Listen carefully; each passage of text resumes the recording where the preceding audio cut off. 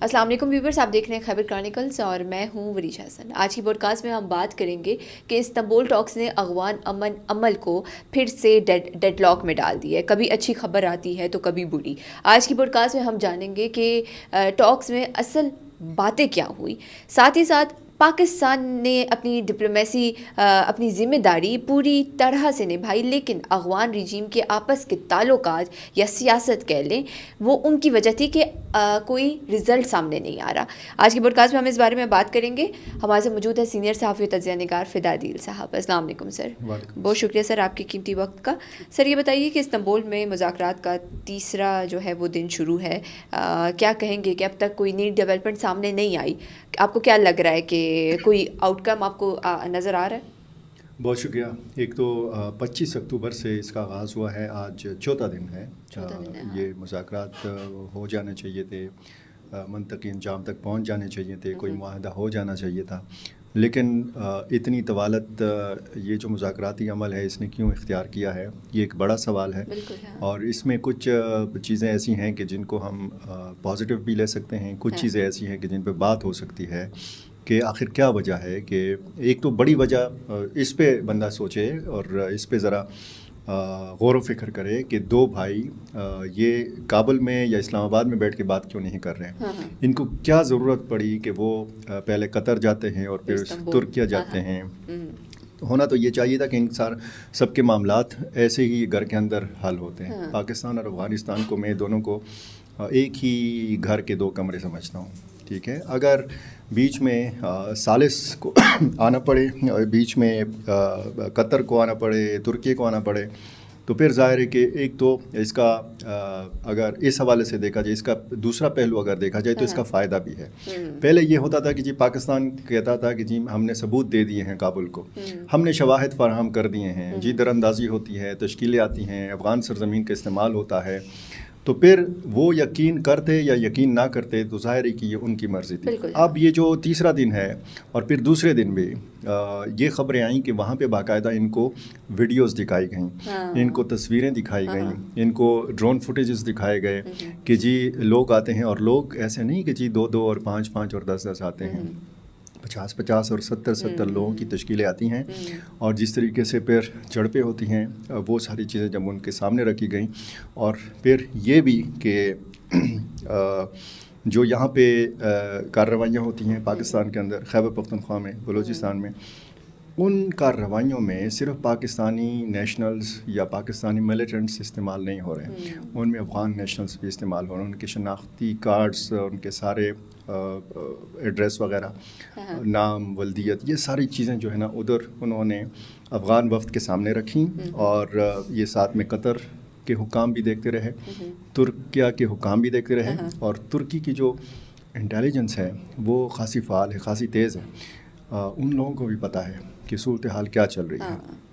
اب یہ جس طریقے سے آزادانہ آمد و رفت ہوتی رہی ہے افغانستان اور پاکستان کی سرحد کے اوپر، تو یہ چیز اب ایران اور افغانستان کے بارڈر پہ نہیں ہے، چین اور افغانستان کے بارڈر پہ، تاجکستان اور افغانستان کے بارڈر پہ نہیں ہے، ترکمانستان اور افغانستان کے بارڈر پہ نہیں ہے۔ تو یہ کچھ ایسی وجوہات ہیں کہ جن کی وجہ سے یہ مسائل بڑھے ہیں اور در اندازی میں اضافہ ہوا ہے۔ اب یہ جو آپ نے کہا کہ کبھی اچھی خبر آتی ہے تو کبھی بری خبر آتی ہے، کل تک تو یہی خبر تھی کہ جی مذاکرات ناکام ہو گئے ہیں۔ بہت سارے جو ذرائع ہیں، ذرائع ابلاغ نے یہ دعویٰ کیا کہ جی مذاکرات ناکام ہو گئے۔ مذاکرات تب ناکام ہوتے ہیں کہ جب یہ سلسلہ ہی ختم کر دیا جائے، دونوں وفود آ جائیں واپس اور پھر کہہ دیں گے جی مذاکرات ناکام ہو گئے۔ مذاکرات کا جو اگلی جو نشست ہے، یعنی چوتھے دن کی نشست، وہ باقاعدہ شروع ہو چکی ہے۔ اس میں مختلف مسائل پہ بات ہو رہی ہے۔ جو بنیادی مسئلہ ہے وہ تو حل ہو گیا تھا، یعنی سیز فائر، دو ملکوں کی جب آپس میں جنگ ہوتی ہے تو سب سے پہلے اس پہ زور دیا جاتا ہے کہ جی جنگ بندی ہو، تو وہ جنگ بندی تو ہو چکی ہے۔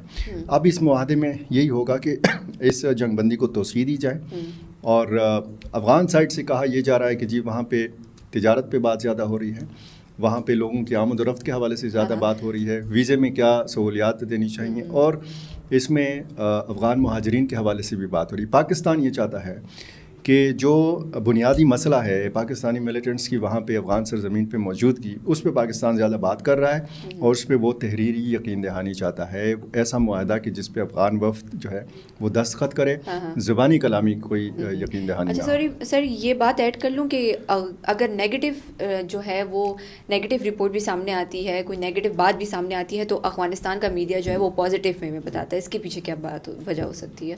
دیکھیں افغانستان کا میڈیا آپ دیکھیں تو وہ بہت سارے لوگ، بہت سارے مبصرین ایسے ہیں کہ وہ یہ چاہتے ہیں کہ یہ عمل جو ہے مذاکرات کا یہ کامیابی سے ہمکنار نہ ہو۔ کچھ قوتیں ایسی ہیں کہ جو افغان طالبان کے بھی مخالف ہیں اور افغانستان کے اندر ہیں، وہ پاکستان اور افغان طالبان کے اچھے تعلقات نہیں افورڈ کر سکتے، کیونکہ ان کا مفاد ہی اسی میں ہے کہ دونوں کے تعلقات خراب ہوں۔ اب یہ پاکستانی جو ملیٹنٹس ہیں یہ بھی یہی چاہتے ہیں، کیونکہ اگر یہ دونوں ملکوں کا معاہدہ ہو گیا، اور معاہدہ تب ہوگا جب دونوں فریقین کا اتفاق رائے ہوگا کسی پوائنٹ کے اوپر، تو پھر تو ظاہر ہے کہ ان لوگوں کے لیے زمین تنگ کر دی جائے گی۔ تو افغان میڈیا اور خصوصاً سوشل میڈیا پہ بڑا منفی جو ہے رپورٹنگ بھی ہو رہی ہے، بہت بے بنیاد قسم کے دعوے بھی کیے جا رہے ہیں۔ تو یہ ساری چیزیں جو ہیں یہ مذاکرات کا عمل جو ہے اس کو سبوتاش کرتی ہیں۔ اچھا سر، ایک طرف جو ہے وہ کہا گیا ہے کہ وائلیشن اغمان ایئر بیس میں نہیں کی جائے گی، دوسری طرف خواجہ آصف کا یہ بیان سامنے آتا ہے کہ ہم ڈائریکٹلی انہوں نے بولا ہے کہ اگر یہ جو ڈائلاگس ہیں یا یہ ڈیل نہ ہوئی تو صاف صاف جنگ ہے۔ دیکھیں انہوں نے کہا کہ اگر یہ معاہدہ نہیں ہوتا تو کھلی جنگ ہو۔ ہاں ٹھیک ہے، تو اس کا یہی مطلب ہے کہ اب بیٹھے کس لیے ہیں، یہ قطر میں کس لیے بیٹھے اور اب استنبول میں کیوں بیٹھ رہے ہیں؟ یہ اتنا آسان نہیں ہے۔ یہ آسان ہوتا تو پھر وہ جو اعلیٰ سطحی وفود قطر گئے تھے، یعنی یہاں پاکستان اور افغانستان کے وزرائے دفاع، پاکستان اور افغانستان کے انٹیلیجنس چیفز، ٹھیک ہے، یہ گئے، یہ اعلیٰ سطحی وفود تھے۔ یہ جو وفد اس وقت وفود جو کام کر رہے ہیں ادھر استنبول میں، تو وہ ظاہر ہے کہ اس میں انٹیلیجنس حکام بھی ہیں، اس میں سیکیورٹی کے حکام بھی ہیں، دونوں طرف سے ہیں۔ اس میں اس طرف سے اگر ایک اہم شخصیت کا ذکر کیا جائے تو بالکل بجا ہوگا کہ اس وفد میں انس حقانی بھی شامل ہیں۔ اور انس حقانی کیوں شامل ہیں؟ آپ کو پتہ ہے کہ ٹی ٹی پی اور یہ اس طرح کی تنظیمیں جو ہیں یہ ان صوبوں میں بہت زیادہ پاکستانی ملیٹنٹس کی موجودگی ہے، جیسے آپ پکتیا، خوست، ننگرہار۔ تو یہ وہ علاقے ہیں کہ جہاں پر حقانی گروپ کا بہت زیادہ عمل دخل ہے۔ تو یہ اس حوالے سے پھر اس میں آپ دیکھیں کہ رحمت اللہ نجیب اس وفد میں شامل ہیں، یہ قندھار کے بڑا قریب ہیں، شیخ ہبت اللہ اخونزادہ کے بڑے بااعتماد ساتھی ہیں۔ وہاں سے ٹھیک ہے کہ چیزیں ایسی ہیں، لیکن اب ظاہر ہے کہ افغان وفد نے منظوری لینی ہے، اس کے پاس اختیار نہیں ہے، اور دونوں وفود کے پاس نہیں ہے۔ دونوں وفود نے دیکھیں، ہمارے پاکستانی وفد نے اسلام آباد رابطہ کرنا ہے، ٹھیک ہے، مختلف جو اس میں پیش رفت ہو رہی ہے یا نہیں ہو رہی، لمحہ بلمحہ سٹیپ بائی سٹیپ جو چیزیں ہو رہی ہیں، تو ان ساری چیزوں سے، ان ساری ڈیولپمنٹ سے آگاہ رکھنا ہے اسلام آباد کو۔ اسی طرح اس وقت کی مصیبت یہ ہے کہ اس نے کابل کو بھی آگاہ رکھنا ہے، اس نے قندھار کو بھی آگاہ رکھنا ہے، اور اختیار اگر اس وقت کے پاس ہے تو پھر تو فیصلہ ادھر ہی ہو جائے۔ لیکن دوسرے اور تیسرے دن یہی خبریں آئیں کہ یہ وفد بار بار اٹھتا رہا، فون کال پہ بالکل کابل سے رابطے، وہاں سے ہدایات یہ لیتے رہے۔ جی بالکل ٹھیک ہے، اس کو بھی پازیٹیو انداز میں دیکھنا چاہیے، یہ کوئی میرے نزدیک کوئی بری بات نہیں ہے، کیونکہ یہ اعلیٰ سطحی وفود نہیں ہے۔ انہوں نے اپنی کیبنٹ کو، اپنے وزیر خارجہ کو بھی، اپنے وزیر دفاع کو بھی، اپنی سپریم لیڈرشپ کو بھی اعتماد میں لینا ہے کہ جی یہ ہو رہا ہے، پاکستان یہ کہہ رہا ہے، اور پاکستانی وفد جو ہے نا انہوں نے رابطہ کر کے یہ کہنا جو افغان طالبان فلاں چیز نہیں مان رہے۔ بالکل صحیح بات ہے۔ ہاں اچھا سر، یہ ان کے آپس کے کہا جا رہا ہے کہ افغان رجیم کے آپس کے تعلقات ٹھیک نہیں ہیں، کیا کہیں گے اس بارے میں کہ کیا ایسی وجہ ہو سکتی ہے کہ ان کے آپس میں ہی اتفاق نہیں ہے؟ دیکھیں، اتفاق اس چیز پہ تو ہے کہ وہاں پہ ان کی حکومت ہے، طالبان ان کا نام ہے، افغان طالبان۔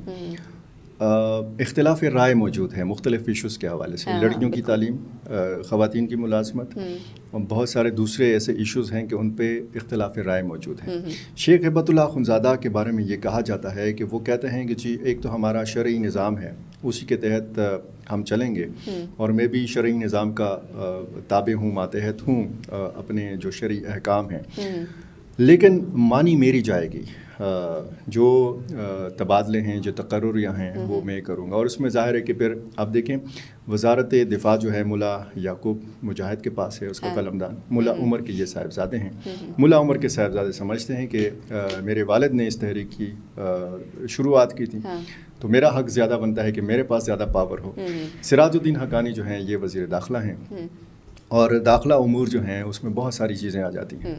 ٹھیک ہے، تو اس میں بھی یہ چیز ہے کہ یہ کہا جاتا ہے کہ جی حقانی گروپ بھی یہ سمجھتا ہے کہ اس کے پاس زیادہ اختیار ہونا چاہیے. مختلف صوبوں کی گورنرشپ، مختلف اضلاع کی سربراہی، مختلف محکموں کی سربراہی. تو اس میں اب جو قندھار گروپ ہے وہ اس کوشش میں ہے کہ جو کی پوسٹس ہیں وہاں پہ ان کے لوگ ہوں. تو یہ چیزیں چلتی ہیں سیاسی جماعتوں کے اندر. پاکستان کے اندر بھی آپ دیکھ لیں اس طرح ہوتا ہے، اور صوبوں کے اندر بھی اس طرح کی چیزیں ہوتی ہیں. تو یہی چیزیں ادھر بھی دیکھنے کو مل رہی ہیں. اب یہاں پہ یہ اس حد تک نہیں ہے. وہ کہتے ہیں کہ جی ہمارے امیر شیخ ہیبت اللہ اخندزادہ ہیں اور ہمیں ان کی اطاعت کرنی ہے، لیکن کچھ چیزیں ایسی ہوتی ہیں کہ پھر ان کو ایگزیجریٹ بھی کیا جاتا ہے، پروپیگنڈا بھی بیچ میں کیا جاتا ہے. اختلاف رائے ضرور موجود ہے. اچھا سر، مذاکرات میں یہ بات بھی سامنے آئی ہے کہ افغان وفد کا کہنا ہے کہ no agreement can be signed unless the U S joins as a formal guarantor. کیا کہیں گے اس بارے میں کہ وہ یو ایس کو جوائن کیوں کروانا چاہتے ہیں مذاکرات؟ یہ تو میرے لیے خبر ہے، کیونکہ میں نے یہ خبر پہلے نہیں سنی کہ وہ امریکی ضمانت چاہتے ہیں. اگر امریکی وہ ضمانت چاہتے ہیں تو پھر تو یہ ان کے لیے بہت میرا خیال ہے شرم کی بات ہے. اگر ہم یہ کہتے ہیں کہ جی قطر بھی مسلم ایک ملک ہے، ترکی بھی ایک مسلم ملک ہے، اور ہم بھی آپس میں مسلمان ہیں، تو یہ چاروں بیٹھ گئے اور چاروں مسلمان ہیں. جس نظریاتی بنیادوں کے اوپر انہوں نے لڑائی لڑی امریکہ کے خلاف، ٹھیک ہے، آج وہ اگر ان کی ضمانت چاہتے ہیں، اگر چاہتے ہیں، میرے علم میں نہیں، اگر چاہتے ہیں، تو یہ ان کی ایک نظریاتی جو ان کی فائٹ تھی یہ وہاں سے یو ٹرن ہے. جس طرح ہم کہتے ہیں نا کہ باگرام ایئربیس اگر انہوں نے سمجھوتا کر لیا، ان کو دے دیا، تو وہاں سے ان کے یو ٹرن اور ان کا جو وہ ہے وہ شروع ہو جائے گا، زوال شروع ہو جائے گا. میرا نہیں خیال کہ اس حد تک چیز جو ہے وہ جا سکتی ہے. ہاں کچھ لوگ کہتے ہیں کہ اگر اس معاملے نے طوالت اختیار کی، اگر کوئی معاہدہ نہیں ہوا، اگر خدا نخواستہ دوبارہ سے جنگ کی صورتحال پیدا ہوئی، سرحدی مقامات پہ جھڑپوں کا سلسلہ شروع ہوا، کچھ بھی ہو سکتا ہے، تو پھر امریکہ کے جو صدر ہیں وہ مداخلت کر سکتے ہیں. وہ بڑے شوقین بھی ہیں ممالک کے مابین جو ہے وہ صلح کروانے میں. انہوں نے اشارتاً 2 مرتبہ یہ کہہ بھی چکے ہیں کہ میں کر سکتا ہوں کہ میں افغانستان اور پاکستان کا مسئلہ حل کروں، لیکن انہوں نے یہ بھی کہا ہے کہ فی الحال اس کی ضرورت نہیں ہے. تو اگر یہ معاملہ طول پکڑے گا تو یہ میرا خیال ہے دونوں فریقین کے لیے پھر شرم کا مقام ہوگا کہ یہ دونوں آپس میں اتفاق نہیں کر پائے مختلف معاملات کے اوپر. یہ ان کے لیے بہترین موقع ہے بالکل کہ یہ دونوں ایک دوسرے کا ساتھ دیں، دونوں ایک دوسرے کے مواقع سے فائدہ اٹھائیں. لاکھوں افغان مہاجرین آج بھی پاکستان میں ہیں، معدنیات سے افغانستان بھی بھرا ہوا ہے، پاکستان بھی بھرا ہوا ہے. تو دونوں یہ مل کر جو ہے اپنے مشترکہ دشمنوں کے خلاف لڑیں، بجائے اس کے کہ یہ آپس میں لڑیں. بالکل یہی بات ہے کہ ایک پاکستان کی ایک ہسٹری ہے کہ پاکستان نے ہمیشہ ان کی مدد کی ہے.